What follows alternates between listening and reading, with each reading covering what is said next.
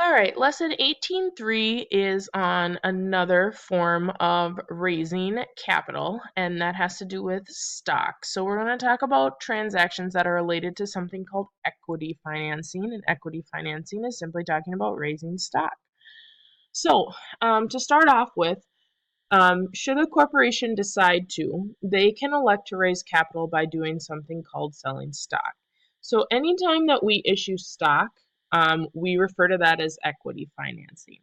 So the reason we do that is because if we sell stock, that increases the stockholders' equity in the business. So that's why we refer to it as equity financing instead of debt financing, like we've talked about in the two previous lessons. When we do that, we raise our debt load. So that's why we call it debt financing.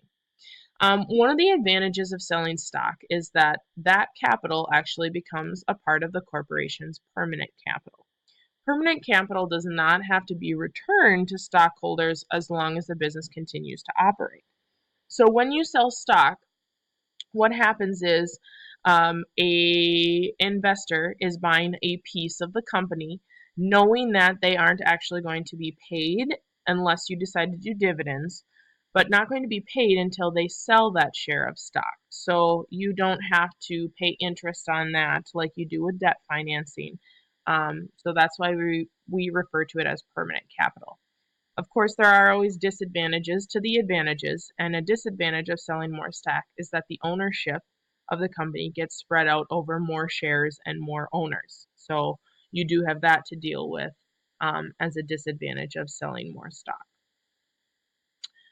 So shares of stock are assigned a value, and we refer to that value as par value. Par value has absolutely nothing to do with market value of the stock. However, depending upon the state that you're incorporated in, those state laws use the par value to determine the minimum amount of equity that has to be kept by the corporation. So we're not going to get into that so much as how we assign par value. You just need to know that par value is just a value assigned to the share of stock, and it's used on the back side of things, on the logistical and the lawful side of things that we're not actually going to pay attention to right now. We also have something called the issue date, which is the date in which the business actually issues, whether it's a note, a bond, or a stock. We refer to that as the issue date. So on February 25th, which is the issue date, we sold 10,000 shares of $10 par value common stock. So we take our 10,000 shares times the $10 par value and we get $100,000. The receipt number is 16. So what happens here is that cash goes up, we receive $100,000, and our capital stock, notice that we also have common attached to that because it says we sold common stock, goes up by $100,000 as well. Remember, capital stock is going to be under the equity side of things, so it increases on the credit side. So what that looks like in our cash receipts journal is the capital stock common goes in the account title, that gets a general credit, and our cash gets a debit. So pretty straightforward again when we issue capital stock. Now there are times where common stock are going to be worth more than what their par value states. So that's what we're talking about when we talk about issuing stock in excess of par value. So typically what happens, or what we hope happens, is that your common stock increases in value. And all that means is that investors are going to be willing to pay more than the par value of stock. So anytime that we have issue stock that's more than our par value, it still is going to get recorded in the capital stock common, but anything in addition goes in another account called paid in capital in excess of par. And again, this is under the equity section, appears on the statement of stockholders' equity under common stock. So we just have another place to keep track of if we're ever in excess of anything. So on August 4th, it says we sold 600 shares of $10 par value stock that is at $40 per share for a total of $24,000. So essentially what we did is we took that $600 times it by the $40 per share. So that's where we're receiving the $24,000 in cash.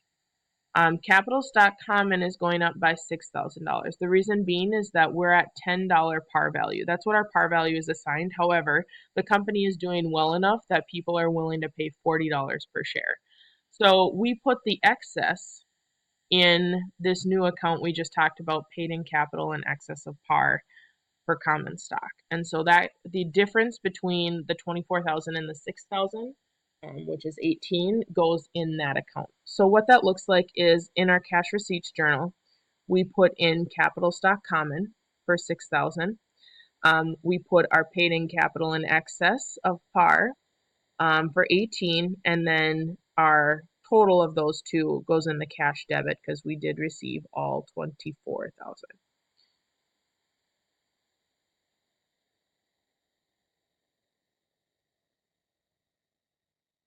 Now, um, common stock is the most common. Get it? Haha, we're very original as accountants. However, there are investors who feel uncomfortable with the risks of owning common stock, especially if we are a company that doesn't normally pay dividends consistently. So, in order to attract those investors who like to have a little more um, comfort in their investment portfolio. Some companies offer something. It's like a different class of stock in addition to their common shares, and we refer to that as preferred stock. So preferred stock essentially just gives them a few more perks and rights than common stockholders do. So preferred stock is typically described by referring to a dividend rate and a par value. So we're going to see that here on our next slide, or the next slide after this, I should say. The thing that you have to remember, though, is that corporations are not required in any way, shape, or form to pay dividends on stock, whether they are common or preferred. That is not something that corporations have to do. It's something that they can choose to do. Um, And when dividends are paid, all the dividends owed the preferred stockholders have to be paid first. So if you decide to have both common and preferred and you issue dividends, you always have to pay the preferred dividends first, and then whatever's left gets given to the common stockholders. Um, so this is the one I was talking about, what this looks like. So we issued 400 shares of 6%, $50 par value preferred stock at par value for $20,000. So what this looks like is our cash goes up by 20,000 and our preferred stock goes up by 20,000. And that goes in our cash receipts journal, and it's pretty straightforward. Now, in this section, we're not actually talking about paying our dividends, but if we did, that 6% is the dividend rate that preferred stockholders would get. So that's all that that's referring to right now. That isn't an interest rate. That's a dividend rate. Instead, but we're not talking about paying dividends on stocks yet in this chapter. So no worries about that. So let's go over to our 18.3 work together and journalize those stock transactions.